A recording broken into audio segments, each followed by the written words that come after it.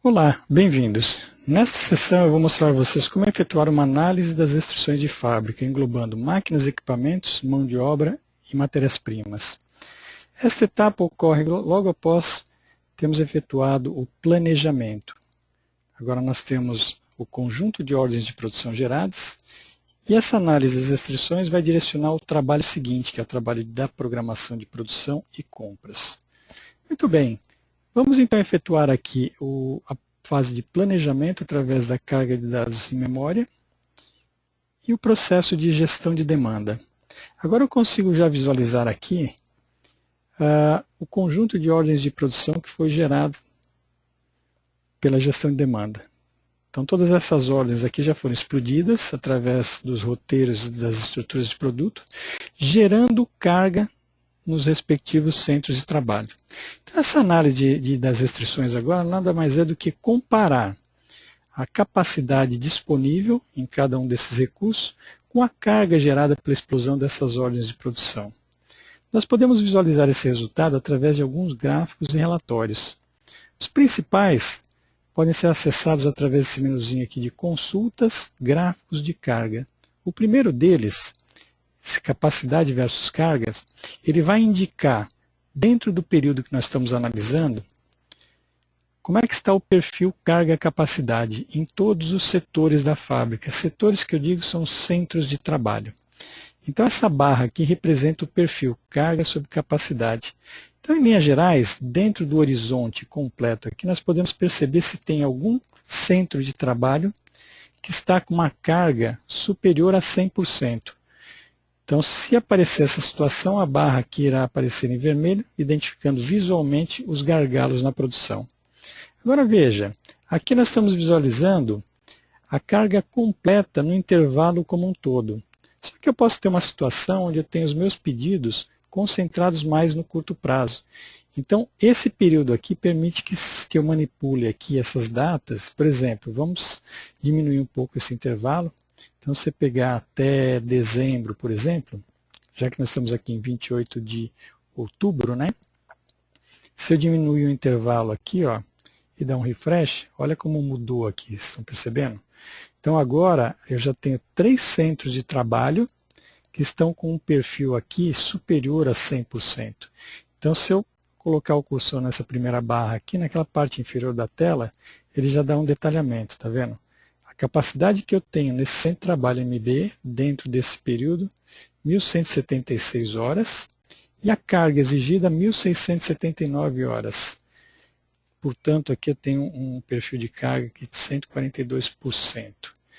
Se eu quiser descobrir quais são as ordens de produção e os itens que estão efetuando, que estão gerando essa carga, basta eu dar um clique aqui no botãozinho direito do mouse, ele abre esse menuzinho aqui, eu posso fazer aqui a pesquisa de todas as operações que estão gerando essa carga. Aí ele abre esse grid aqui embaixo, mostrando as ordens de produção, os itens e todos os dados aqui que estão gerando essa carga aqui. Muitas vezes eu posso usar esse detalhamento aqui para descobrir se tem algum erro nas estruturas ou nos processos de fabricação. Muito bem, nesse centro de trabalho aqui eu posso analisar o perfil original, que é esse que me interessa aqui, porque eu estou com as datas originais geradas pela gestão de demanda.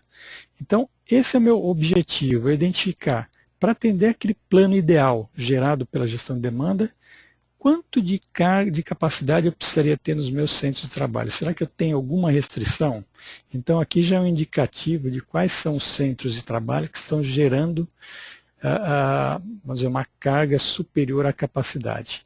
Eu posso visualizar tanto do ponto de vista de máquina quanto de mão de obra. Vamos relembrar aqui que no roteiro de um determinado item, para cada operação eu posso especificar lá os tempos máquina e os tempos mão de obra, através da equipe envolvida na operação.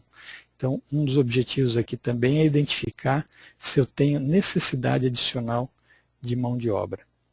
Muito bem, este gráfico aqui, depois que a gente faz a programação, eu posso vir aqui e fazer uma nova consulta pelo perfil reprogramado. Agora, o perfil reprogramado é depois da etapa de programação, onde já fiz o sequenciamento com capacidade finita, e é mais para validar que realmente não vai ter nenhum sem trabalho com vamos dizer, capacidade estourada. Muito bem, uma outra possibilidade de eu analisar esse tipo de restrição também é através desse outro gráfico aqui, que é o perfil de carga. Então, essa é uma outra forma de visualizar período a período, né? Então, eu posso iniciar aqui a minha consulta simplesmente dando um Go. Ele vai me dar aqui o perfil da fábrica como um todo, porque eu não especifiquei nenhum centro de trabalho, nenhum setor aqui, então ele está acumulando toda a análise para a fábrica como um todo.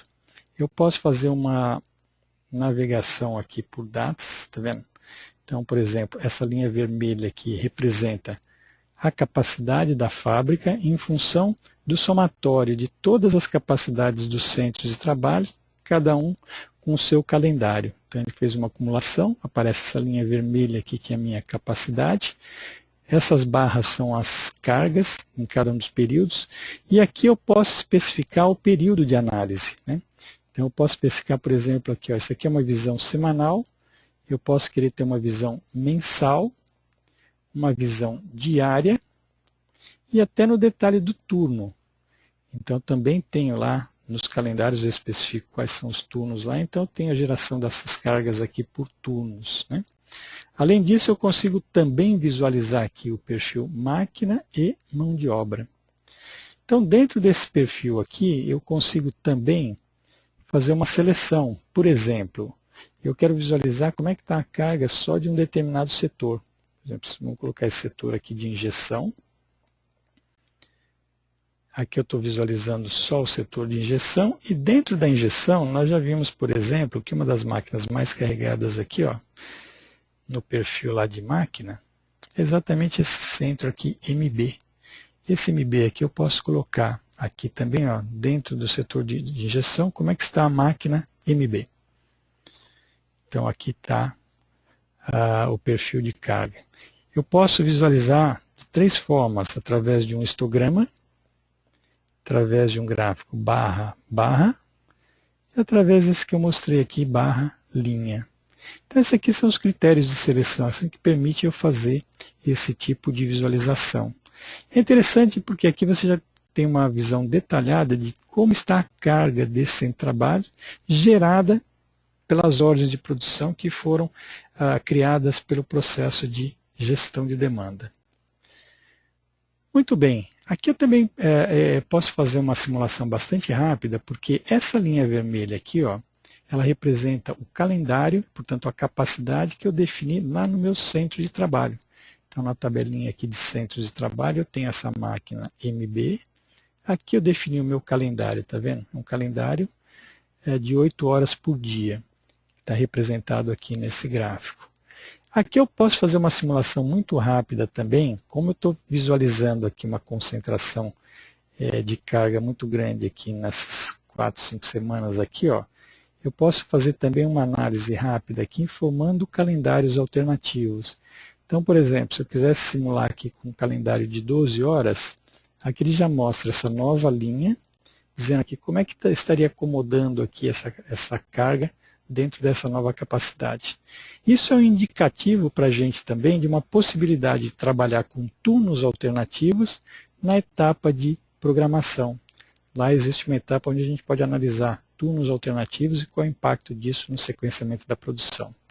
Mas nessa etapa inicial aqui eu estou simplesmente identificando as minhas restrições. Do ponto de vista aqui de máquinas, equipamentos, né? Mão de obra também, que eu posso estar visualizando aqui no mesmo gráfico. E uma forma também de analisar as duas coisas em conjunto é através dessa consulta aqui, ó, necessidade operacional de recursos. É uma consulta bastante interessante porque ele já dá uma visão integrada tanto de máquina quanto de mão de obra. Então também eu tenho os mesmos critérios aqui de seleção. E nessa fase aqui, como eu estou descobrindo as minhas restrições, eu tenho sempre pesquisado pelo perfil original. Vamos relembrar, né? As datas originais são aquelas datas numa situação ideal. Então eu preciso ver, para atender aquela situação ideal, quanto que eu precisaria ter aí de disponibilidade dos meus recursos. Então aqui ele vai mostrar aqui, dentro do intervalo que eu solicitei, para cada uma dessas semanas aqui, um resumo, né? Tem todos os meus centros de trabalho, aqui uma visão máquina, eu tenho o número de máquinas dentro do centro de trabalho, a capacidade, a carga, o percentual de carga, se está sobrando ou faltando horas. E este calendário sugerido aqui é uma indicação, em função desse valor positivo ou negativo, qual que é o calendário que mais se aproxima dessa demanda aqui. Então, por exemplo, eu coloquei inicialmente um calendário de 8 horas para todo mundo. Ele está dizendo que esse sem trabalho aqui, GT, o ideal seria estar colocando um calendário aqui de 12 horas e eu vou estar usando 70% desse calendário. Então aqui é uma sugestão, já como indicativo de que turnos eu deveria estar trabalhando nesses setores. Por outro lado, eu também tenho essa visão aqui do ponto de vista de mão de obra. Em cada centro de trabalho, eu defino lá um número de operadores padrão que eu tenho naquele centro de trabalho, e o total de horas também que cada funcionário trabalha dentro da semana. Então vamos dar um exemplo aqui, ó, no centro de trabalho, se eu pegar um desses aqui, SMB, ó, aqui eu especifico. Dentro desse centro de trabalho eu tenho 6 operadores diferentes, pessoas diferentes. Cada pessoa, o padrão, são 42 horas semanais. Esse número aqui deriva daquele padrão da CLT, que são 44 horas semanais, mas eu posso inserir alguma ineficiência aqui. Então eu posso dizer que cada funcionário aqui trabalha 42 horas. E é exatamente esse número aqui, ó, que vai ser usado nesse relatório aqui para definir a capacidade. Então ele vai simplesmente pegar aqui o número de operadores, multiplicar por aquele número de horas semanais, a carga em função da explosão, o percentual de carga, e aqui a mão de obra sugerida. Ele vai pegar a carga e vai fazer o cálculo inverso. Vai verificar quantas pessoas que eu precisaria dado essa carga aqui. E aqui o saldo, indicando se eu tenho gente sobrando ou faltando. Então isso daqui é uma informação muito útil, principalmente nessa fase inicial. Eu posso nem ter feito ainda o sequenciamento, a programação de fábrica, mas eu já posso usar o resultado do meu planejamento para fazer, por exemplo, uma programação, um planejamento de mão de obra, para verificar se eu preciso estar contratando mais gente ou deslocando de um setor para outro. Então esse relatório também dá essa visão bastante integrada. Além dessas visualizações de capacidade de máquina, mão de obra, uma análise também extremamente importante é a análise de matérias-primas, itens comprados. Porque às vezes eu posso ter disponível lá a máquina, a mão de obra, e por conta de alguma matéria-prima restritiva eu não conseguir programar minha produção. Então existe também aqui no sistema uma consulta específica para a parte de materiais. Então veja, ainda não fiz a programação de produção nem a programação de compras. Pelo fato de eu ter gerado o meu planejamento e, portanto, eu ter as minhas necessidades de materiais já prontas, eu consigo avaliar aqui, por exemplo, os materiais comprados, se tem alguma matéria-prima ou componente comprado que pode eventualmente estar colocando em risco a minha habilidade ou capacidade de produção. Então eu entro nessa consulta aqui, ó, consumo de itens comprados. Aqui eu posso visualizar somente itens restritivos ou todos. A princípio, como eu quero saber se eu tenho algum item que pode ser restritivo, eu coloco aqui todos os itens, dou um Go. Então ele vai apresentar aqui todos os itens comprados. Para cada item comprado aqui, ele já indica se já existe um flagzinho lá dizendo que ele é restritivo ou não, qual que é a política de ordem, a data mínima de reposição, que é a data de hoje, a data de referência, mais o lead time que foi especificado para aquele item, e a data que a etapa de planejamento gerou como sendo a primeira necessidade líquida. Só que aqui tem um detalhe, como a gente rodou o planejamento com a situação ideal, com aquelas datas originais, eventualmente eu posso ter alguma data aqui ainda caindo no passado. Vamos lembrar, né, a etapa de planejamento, ele rodou na situação ideal. Eu estou analisando agora o impacto daquele plano ideal na minha capacidade, na minha necessidade de recursos. Então, se eu pegar essa primeira matéria-prima aqui embaixo, W1, o que ele diz? Data mínima para reposição, 30/10. Se eu tivesse que colocar uma ordem de compras hoje, eu consigo receber até 30/10. E a data da necessidade aqui, mesmo pela original, 31/10. Então eu tenho uma necessidade líquida para essa matéria-prima, mas não teria grandes problemas aqui do ponto de vista de aquisição dela. Agora, esse W2 aqui já é um pouco diferente, percebe? Olha, a data mínima de reposição 2/11, porque está pegando a data de hoje, somando lead time, e eu já tenho necessidade no passado, já tenho necessidade urgente para esse material.